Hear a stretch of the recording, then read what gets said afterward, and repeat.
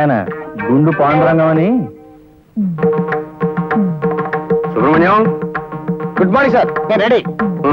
బయలుదేరు. అయ్యా, ఇక్కడ గుండు పాండురంగం గారు ఇల్లు ఎక్కడో తమకు తెలుసండి. ఆయనతో ఏం పని నీకు? ఆయన చాలా వ్యాపారం ఉన్నాయి కదండి, ఏదైనా పని ఇప్పిస్తారేమోనని. అయితే నీకు గుండు పాండురంగం గారు కావాలన్నమాట. అవును సార్. నేను వాకింగ్కి బయలుదేరుతున్నాను, చూపిస్తాను పద. అమాయకుడు చచ్చాడనమాట ఇవాళ. ఫినిష్. పద నువ్వు పద. చూడు బాబు, నాకు సంగీతం అంటే మహా ఇష్టం. అలాగని నేను బాగా పాడగలను అనుకోకు. ఇప్పుడు ఇల్లు బాగుందనేవాడు ఇంజనీర్ అయ్యి ఉండక్కర్లేదు కదా. నేను బాగా పాడలేను గాని బాగున్న సంగీతాన్ని మెచ్చుకోగలను. మహానుభావుడు, ఘంటసాల స్వర టంకశాల కదయ్యా. ఏమి గాత్ర మాధుర్యం, ఏమి గాత్ర మాధుర్యం. హే కృష్ణ ముకుంద మురారి, ఆ పాట ఎంత కమ్మగా పాడాడయ్యా మహానుభావుడు. సార్, ప్రస్తుతం ఆ పాట నేను పాడాలనుకుంటున్నాను సార్. ఎవరు పాడినప్పటికీ నిన్ను ఆయనలాగా మనం పాడగలవా ఏమిటి చెప్పు.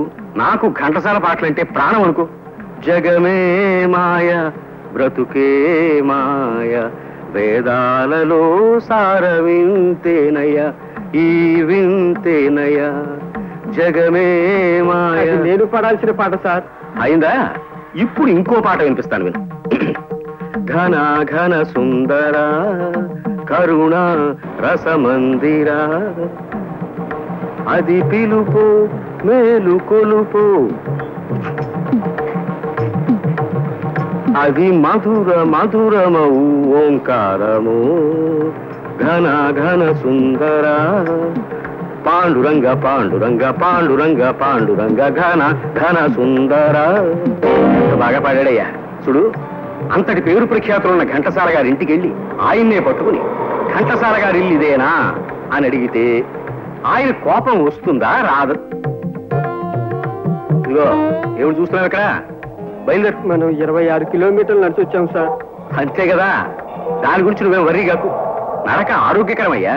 చెప్పు, ఘంటసాల గారి ఇంటికి వెళ్ళి ఆయన్నే పట్టుకుని ఆయన ఇల్లు ఇదేనా అని అడిగితే ఆయన కోపం వచ్చి ఫీల్ అవుతాడా లేదా చెప్పు. ఫీల్ అవుతారు సార్. అలాగే నేను ఫీల్ అయ్యానన్నమాట. నేనే గుండు పాండురంగాన్ని. ఇందాక నువ్వు వచ్చిందే మా ఇల్లు. అయితే మీతో ఉద్యోగం గురించి కాస్త మాట్లాడాలి సార్. అలాంటి ముఖ్యమైన విషయాలు నేను రోడ్డు మీద మాట్లాడను, మా ఇంటికి వచ్చి మాట్లాడు.